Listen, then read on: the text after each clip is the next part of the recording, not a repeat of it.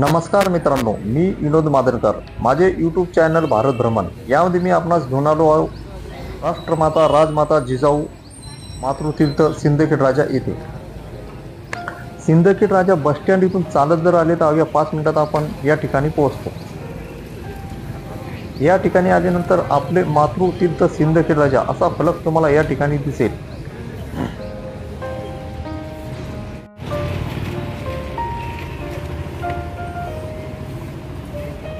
जिजामाता जन्मस्थळ उघडण्याची वेळ सकाळी 9 वाजता, बंद होण्याची वेळ सायंकाळी 5 वाजता असा फलक या ठिकाणी लावलेला आहे. या गेटमधून आत आल्यानंतर सुरक्षा रक्षक तुमचे या ठिकाणी 5 रुपये शुल्क घेऊन तुम्हाला या ठिकाणी आत सोडेल. मातृतीर्थ सिंदखेड राजा परिसरातील पर्यटनस्थळे असा बोर्ड या ठिकाणी लावलेला आहे.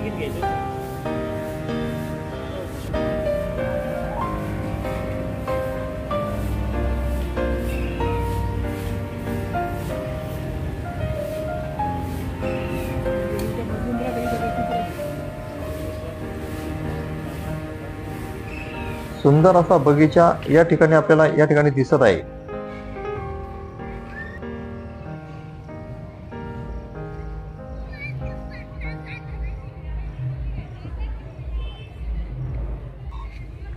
इसवी सन 1576 मध्ये राजे लखुजीराव जाधव हे सिंदखेड राजाचे देशमुख म्हणून स्थायिक झाले. तेव्हा त्यांनी या भव्य राजवाड्याचे बांधकाम 1576 मध्ये पूर्ण केले. या अगोदर ते निजामशहाच्या दरबारी पंचहजारी मनसबदार होते. याच वाड्यात राजमाता मा जिजाऊ यांचा जन्म झालेला आहे. वाड्याचे प्रवेशद्वार दगडी असून उत्तराभिमुख आहे. प्रवेशद्वारावर दगडामधील 14 नारळाचे वैशिष्ट्यपूर्ण असे तोरण या ठिकाणी आहे. प्रवेशद्वार हे 3 मजली असून खाली देवड्या, त्यावर नगारखाना आणि त्यावर संरक्षण भिंत उभारलेला सज्जा असे मराठा स्थापत्याच्या दरवाजाचे स्वरूप आहे. प्रवेशद्वारावरील हा लाकडी दरवाजा त्याच काळातील आहे असे सांगण्यात येते. येथील एका खांबावर राजे लखुजीराव जाधव यांची वंशावळ लिहिलेली आहे.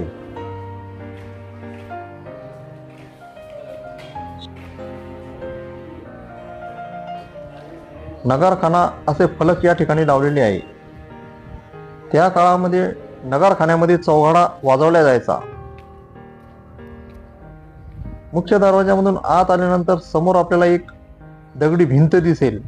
असे सांगितले जायचे की या भिंतीवरती 3 मजली वाडा त्यावेळेस इथे बांधलेला होता.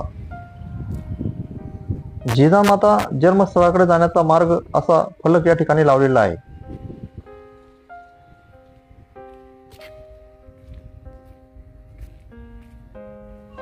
राजमाता मा जिजाऊ यांच्या जन्मस्थळाकडे जाण्याचा हा मार्ग. येथील भिंतीवर असे QR कोड लावलेले आहेत. आय एम सिंदखेड राजा या नावाचे ॲप गुगल प्ले स्टोअरमधून डाउनलोड करायचे आणि त्यानंतर ॲप इन्स्टॉल झाल्यानंतर हा QR कोड स्कॅन करायचा. म्हणजे त्या संबंधित त्या जागेची सर्व माहिती आपल्याला त्या ठिकाणी मराठीमध्ये मिळेल. तसेच बुलढाणा अर्बनने 2 गाईड या ठिकाणी राजवाड्याची माहिती देण्याकरता नियुक्त केलेले आहेत.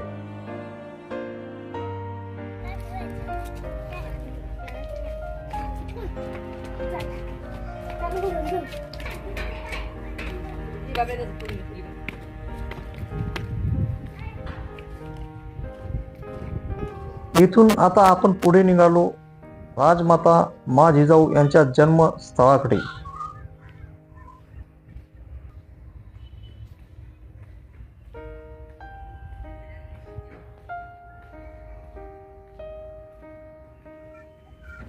हीच ती खोली जिथे मा जिजाऊचा जन्म झाला आणि पुढे याच माऊलीच्या पोटी छत्रपती शिवाजी महाराजांसारखा पुत्र जन्माला आला आणि त्यांनी पुढे स्वराज्याची निर्मिती केली.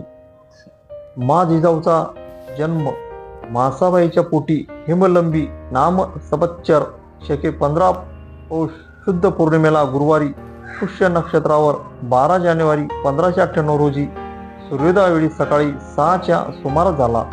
ही घटना उज्ज्वल भविष्याची नांदी होती. मा जिजाऊच्या वडिलांचे नाव राजे लखुजीराव जाधव व राणी म्हाळसाबाई यांनी 4 पुत्रांना जन्म दिल्यानंतर 5व्या नंबरला मा जिजाऊ हे कन्यारत्न त्यांना प्राप्त झाले. मा जिजाऊच्या भावंडांची नावे अशी की 1 नंबरला मोठे राजे दत्ताजीराव, 2 नंबरला राजे अचलूजीराव, 3 नंबरला राजे बहादूरजी व 4 नंबरला राजे राघोजीराव. असे सांगण्यात येते की राजे लखुजीराव जाधव यांच्या घरामध्ये मा जिजाऊच्या रूपाने कन्यारत्न प्राप्त झाल्यामुळे त्यांनी आनंद उत्सव साजरा केला आणि त्यांनी हत्तीवरून सर्वत्र साखर वाटली. ही जागा आहे म्हाळसाबाईचा महल, मा जिजाऊ यांची आई. ही जागा एवढी चौरस आहे. या जागेमध्ये 400 वर्षा अगोदर या ठिकाणी किती भव्य आणि दिव्य असा महल या ठिकाणी उभा असेल याची कल्पना करा.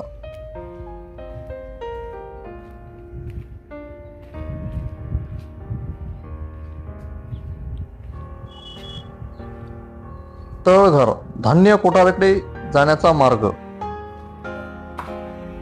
यातील या पायऱ्या आपल्याला तळघराकडे घेऊन जातात.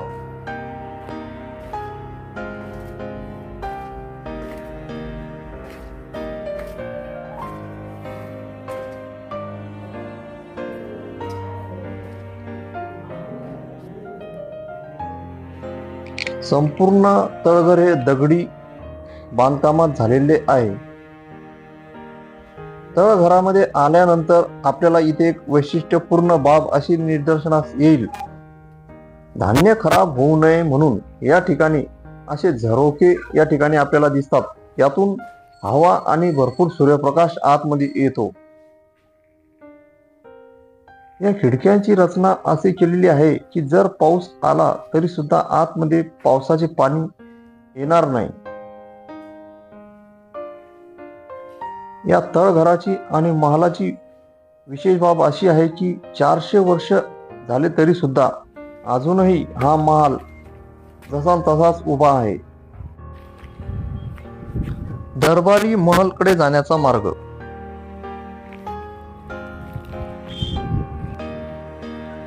सुंदर असे नारळाचे झाड या ठिकाणी आपल्याला दिसत आहे.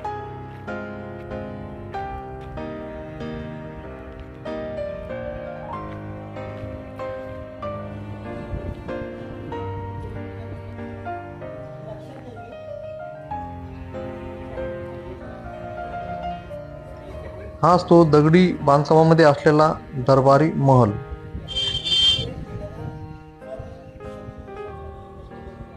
या ठिकाणी राजे लखुजीराव जाधव यांचा दरबार भरायचा.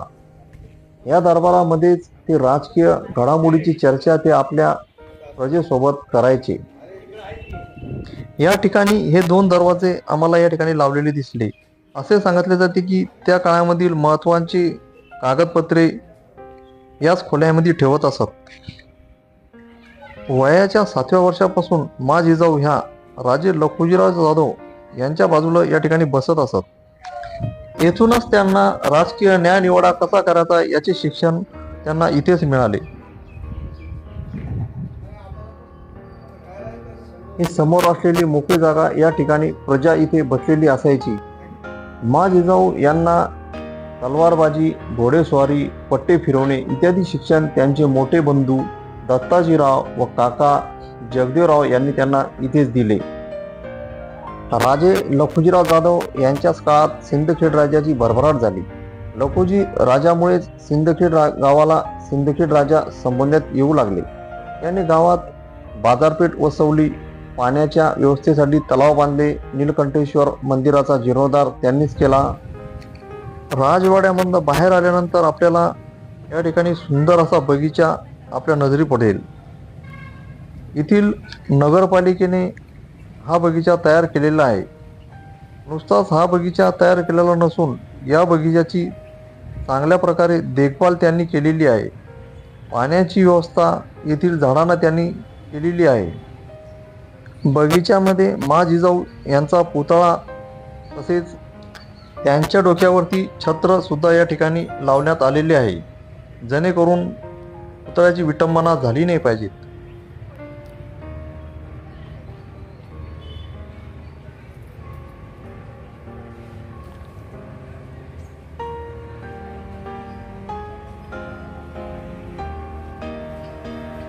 दरवर्षी 12 जानेवारीला राजमाता जिजाऊ जन्मोत्सव मोठा कार्यक्रम सिंदखेड राजा येथे साजरा करण्यात येतो.